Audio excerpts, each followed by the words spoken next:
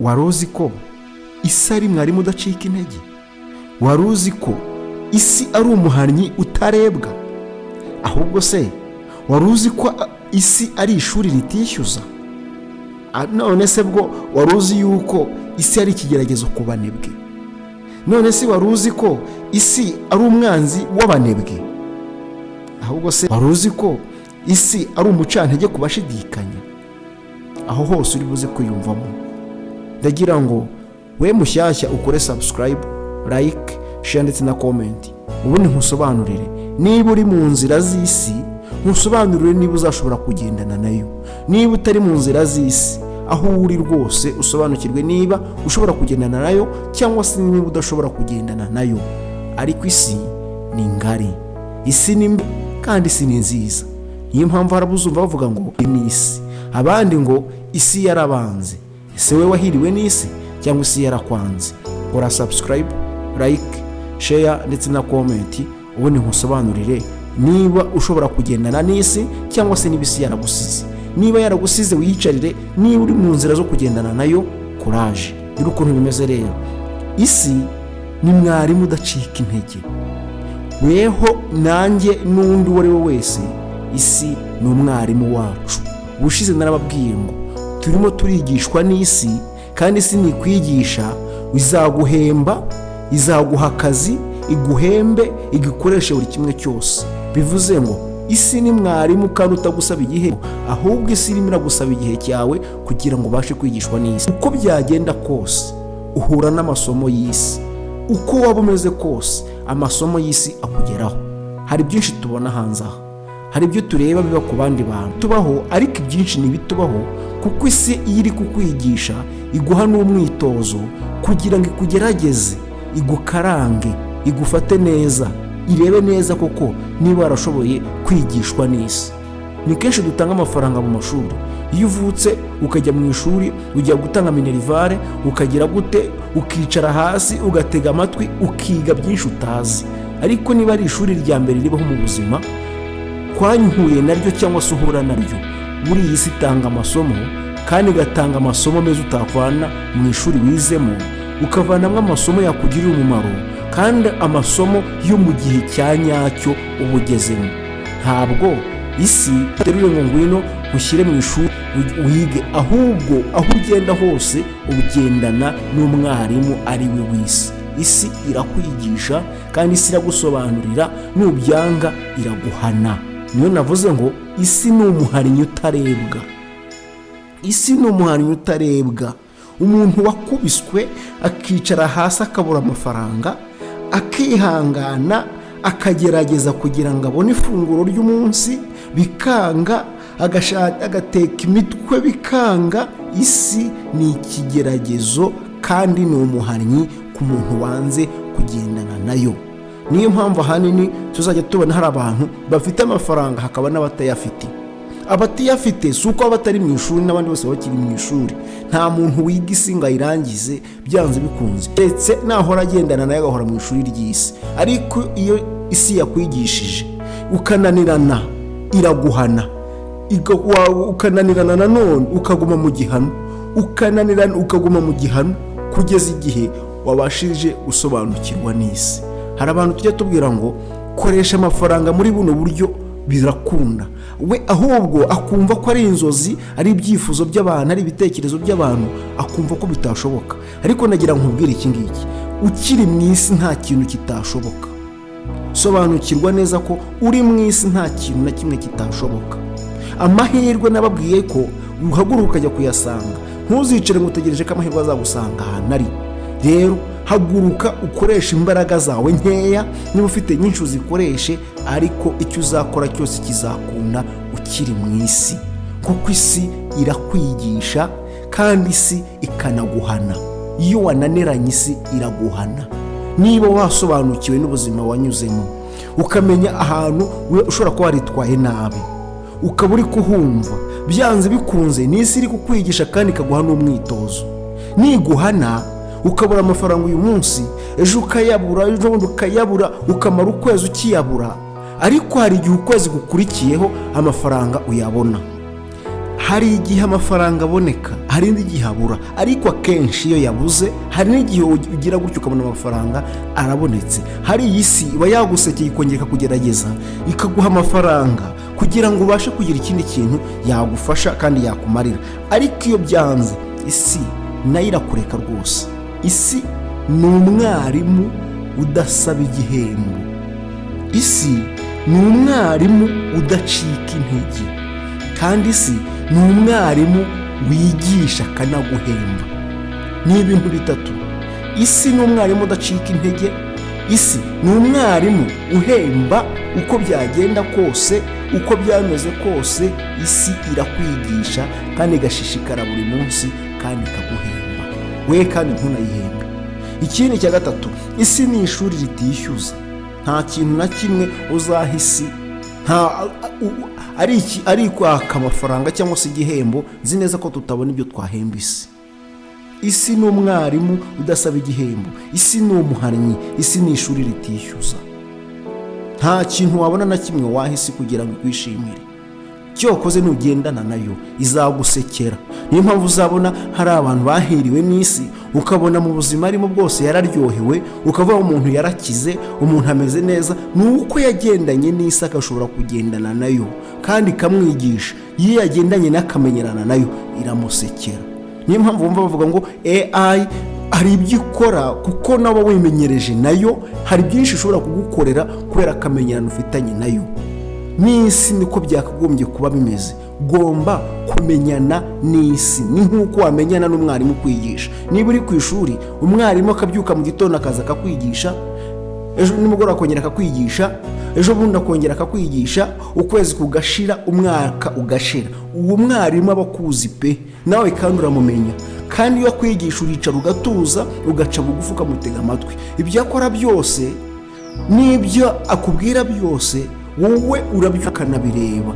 icyo gihe rero urimo uramukuraho ubumenyi, kuko mwarimu arimo aragufasha akaguha byinshi udafite, noneho hanyuma akaguha umwitozo. hari igihe utsinzwe ntusibira, none se iyo utsinzwe wa mwarimu arakwishimira, yumva ko yataye igihe. n'isi nako niko bigenda. niba isi ikwigisha kandi igashishikara nkaswe, umwarimu waraguhemba mu gihe yasi iyo utayihemba. umwarimu munarebana, unamureba, akaguha umwitozo, akajya muri puratike. ariko isi noneho ibyo ikora ibigukoreraho. isi irakwigisha ikabikwigishirizaho, ibyo igukoreye byose ikabigukoreraho. none niba uriya mwarimu ahembwa, wowe isi wayihemba iki? narababwiye ngo niba ushaka kwiga uzicare hasi wiga, isi izakwigisha. niba ushaka kumenya ubumenyi bwo ku kintu runaka, uzitegereze, isi izakwigisha. niba uri gushaka amafaranga mu gihe runaka, ukaba ushaka amafaranga yo gukora ibintu runaka, banza wigire ku isi. ntuzategereze ko umwarimu azava ku ishuri akaza akakwigisha ngo kore bizinesi n'iyi n'izagufasha. ntabwo bizagushobokera. uko byagenda kose isi izakwigisha kandi bikwigishirizeho. isi ni ikigeragezo ku banebwe. umunebwe ntabwo aba ashaka ibintu bimuvuna. umunebwe ntabwo aba ashaka kuvuga ngo arashaka gukora imishinga iruhanyije. waba ashaka ibintu byoroheje kandi biza vuba vuba. niyo mpamvu hari abantu benshi bashora amafaranga muri online business, ngo arimo arashaka amafaranga, ngashora 5,000 akorera 10,000 ku munsi, cyangwa se agashaka business yunguka vuba, ku buryo navuga ngo ndashora 10,000 nzajye mbona nako nashora 100,000, ati nzajye nibura ku munsi nzajye nunguka 20,000. wabikura hehe? hari benshi batekereza gutyo, akumva ko ashaka imirimo yoroheje ahubwo akanga ibivunanye. abantu bameze gutyo rero isi irabanga. niyo mpamvu nabo baba barabaye isi babera ikigeragezo, kuko baravuga ngo n'isi yarabanze. bavuga ko yabanze kuko nabo nta kintu baba bakoze. waba ufite amaguru n'amaboko ukavuga ngo isi yarakwanze, ahubwo isi izakwanga kuko nawe utagendanye nayo. niyo mpamvu umunebwe n'isi ntabwo bashobora kugendana. wagendana n'uwihuta. Bibiliya iravuga ngo, abantu basoma Bibiliya iravuga ngo niba waragendanye n'amafarashi bakagusiga unaniwe, niba waragendanye n'abanyamaguru bakagusiga unaniwe, amafarashi nazo uzabasha kugendana nayo? niba uri kugendana na mugenzi wawe n'amaguru ukabona arimo aragusiga ukirukanka ukavunika bikarangira unaniwe ukaryama cyangwa se ukicara ukaruhuka, none imoto neza cyangwa se imodoka neza uzabasha gusiganwa n'iyo modoka? niba unyamaguru yaragusize iyo modoka neza muzabasha kugendana nayo? niyo mpamvu rero bimeze nk'uku nguku.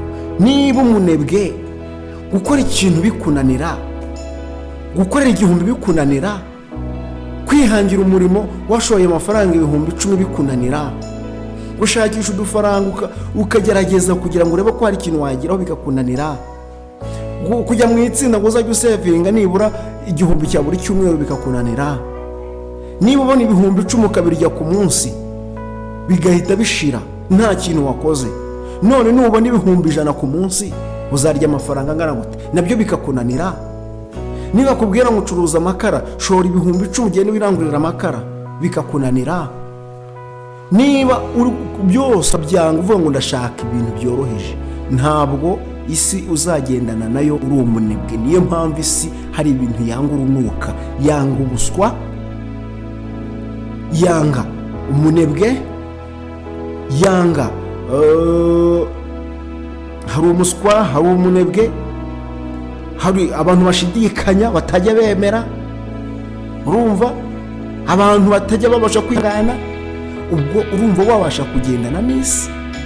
niba ibyo bintu isi byanga kandi ukaba ubigira, urumva wagendana n'isi? niba warabashije niba waragendanye n'umunyamaguru akagusiga, ntabwo imodoka neza cyangwa moto neza ntabwo uzabasha kugendana nabyo. niyo mpamvu isi mu bintu yanga abantu b'abanebwe, ntabwo bagendana nayo.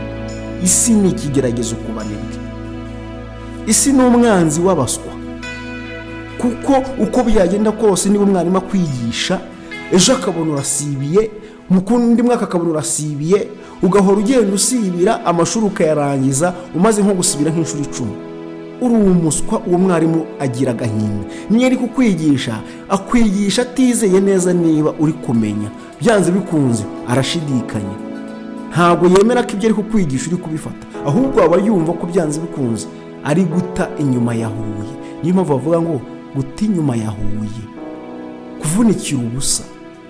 umwarimu nakwigisha akabona urimo urasibira kenshi, nawe ntabwo azagira icyizere ko ibyo ari kukubwira uri kubyumva. ni kimwe n'isi nayo rero, niyo ihora gukorera ibintu byanze bikunze ugakomezanya, ubwo buswa bwawe bukomeza bukaza, ntabwo isi izakwishimira. ariko niba uri umunyabwenge uzagendana nayo. niyo mpamvu hari abantu turya amafaranga menshi kuruta ayo twakoreye. ukabona umuntu yinjiza 1,000 mu kwezi, ahembwa 200,000, ariko mu kwezi kugashira amaze kurya 250,000.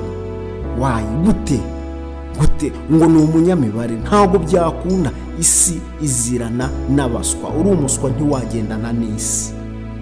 isi ni umucantege ku bashidikanya. reka nsimbarara ahangaha, isi ni umucantege ku bashidikanya. isi ku bantu bari gushidikanya, ubwira ikintu agashidikanya, akajya muri analize akabanza agatekereza. ni byiza gutekereza ikintu ukabanza ukagitekereza, ugakomeza ukagitekereza ukakigaho. navuze ngo na Bibiliya, ndagendera kuri Bibiliya, biravuga ngo umunyabwenge iyo agiye kuvuga arabanza akazunguza ururimi 7. biragoye kugira ngo icyo kintu tucyumve neza, arabanza agatekerezaho ikintu agiye kuvuga. n'umuswa cyangwa se umunyantege nke, reka nako ni umunyantege nke turi kuvuga, cyangwa se ku bantu bashidikanya, ntabwo ahangaha ikintu ahita afata umwanzuro, ahubwo abitinda agakomeza agashidikanya, nibyo cyangwa si byo ntabwo we abasha kubyumva. natwe rero ntabwo twagendana n'isi igihe turi gushidikanya. yewe hari abantu benshi bajya bandika muri komenti cyangwa se bamuhamagara bakambwira ngo biriya byakunda gutengira inama, mumfasha gutya. reka nkubwize ukuri, iyo watinze mu kintu ukagishidikanyaho bikarangira nta mwanzuro ufashe, fata umwanzuro uvuga ngo ni bibi mbivuyemo cyangwa se ni byiza mbigiyemo. wishidikanya ngo ubu se nabijyamo, ubu se mbireke, ubu se inyungu iri hehe, ubu se nabigenza gute?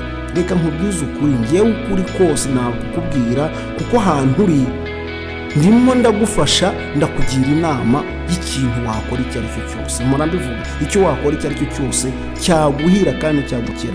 ariko nugendana n'isi, isi izaguhira, ariko nunanirwa izagusiga, ariko nanone nubasha nucika intege izakureka, nutumva izakureka.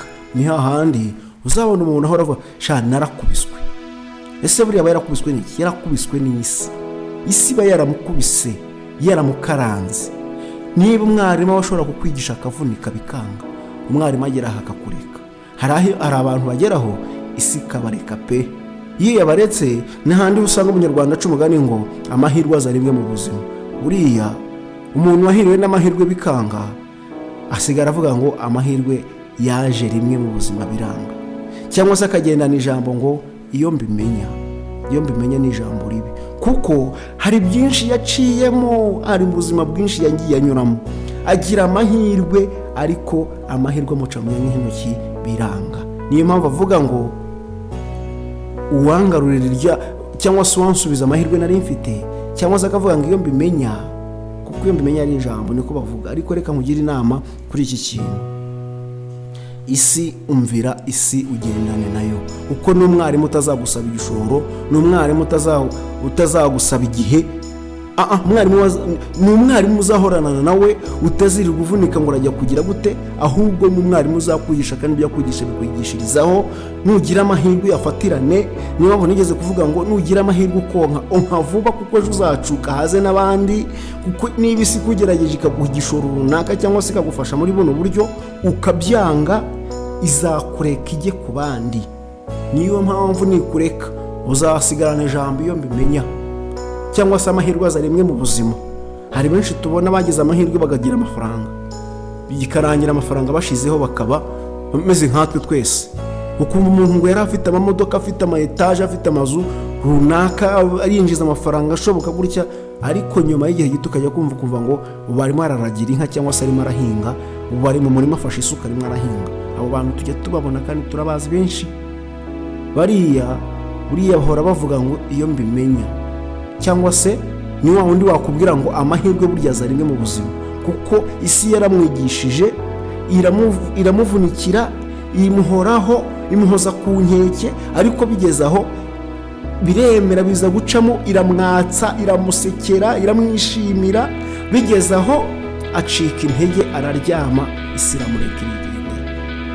Umwarimu wa mbere uzakwigisha mu buzima bwawe bwose, mu buzima kuva wavuka ukagera ugishaje, umwarimu uzakwigisha kandi akaguhozaho, umwarimu uzakwigisha akanaguhana akagukaranga, umwarimu uzakwigisha akanagukubita ukagenda uvuga ngo narakubiswe, umwarimu uzakwigisha mu buzima bwose kandi buri kintu cyose ni isi. Umwarimu uzagusekera akakwishimira, abantu bose bakabibona, ni isi. Kuko Imana yaremye isi ngo umuntu ayibemo.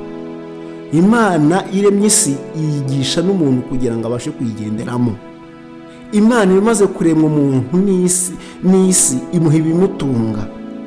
Niyo mpamvu ibimutunga biri mu isi. Niyo mpamvu rero isi kugira ngo ibiguha uko abashije kugendana nayo. Isi ni inzira ya buri wese agomba kunyuramo, waba mwiza waba mubi, waba umusazi waba mu rugo, uko waba umeze kose uri mu isi. Isi irakwigisha kandi isi nuyumvira izakugaburira. Buriya nubwo wakwiga amashuri ameze gute ayo ari yo yose ukaminuza, uko waba ungana kose, n'ibyo waba ufite byose ni isi bigukorera. Isi niyo izabiguhembera, isi niyo izabiguha. Nushishikara ukagendana n'isi uzagendana nayo. Ntabo tuzi se bize amashuri bakaminuza bakarangiza amashuri akomeye ariyo yose, ariko bikarangira isi banze, nabo nuko batabashije kugendana nayo. Nubwo waba uvuga indimi zose bavuga ngo nubwo wavuga indimi nk'iz'abamarayika, ariko utabashije kugendana n'isi izakureka. Reka rero ndangiriza nkugiriye inama, isi niyo mwarimu wa mbere uzakwigisha kandi akagufasha. Isi niyo mwarimu wa mbere uzaguha inama zishoboka. Isi niyo mwarimu wa mbere uzakwigisha akaguha n'igishoro, kandi isi niyo mwarimu wa mbere uzaguha akazi akanaguhemba. Ntuzategereze ngo amashuri wize niyo azagutunga, ntuzategereze ngo ibyo uzakora byose nibyo bizakubeshaho, kandi ntuzategereze ngo amahirwe azagusanga ahantu uri. Oya, uzahaguruka ukore n'imbaraga zawe zose, ubundi ugendane n'igihe, byose bizakunda. reka nsoreza aha rero muntu wanjye, nizera iki ayo magambo mbabwiye gutya hari abantu afashije kandi nzi neza ko nawe yabagufashije. Rero gendana n'isi niwe mwarimu wa mbere, ntuziringire ngo ibyo ufite nibyo bizagutunga, ahubwo ibyo ufite bishobora kuba ibyo bigushuka bituma utagera ahantu ujya. Wowe ca bugufi ubundi usenga Imana yo mu ijuru, ubundi Imana niyo ikorana n'isi, kuko Imana niyo birenge isi niyo birenge by'Imana. Imana niyo igutunga ibinyujije mu isi. Isi rero niyo izagutunga kandi byose ibyo bifuza ikabigufashamo. Ntabwo nasoza mvuga ngo mu izina rya Yesu ngo bigaye, nimbivuga ubishime, kuko nkwaye ikintu cyiza, icyigisho kandi gikomeye gihuriyemo n'ibintu by'Imana, kandi Imana izabibamo nuca bugufi ukemera kugendana n'isi, ukemera kugendana n'Imana, ubundi byose ni Imana. Gasoze gutya rero ndagushimiye muntu wanjye, nizere ko wakoze subscribe, nawe wayikoze yandika hasi muri comment niba ushimishijwe n'ibi ngibi. Ubundi ndagushimiye nakagaruka. Ciao ciao.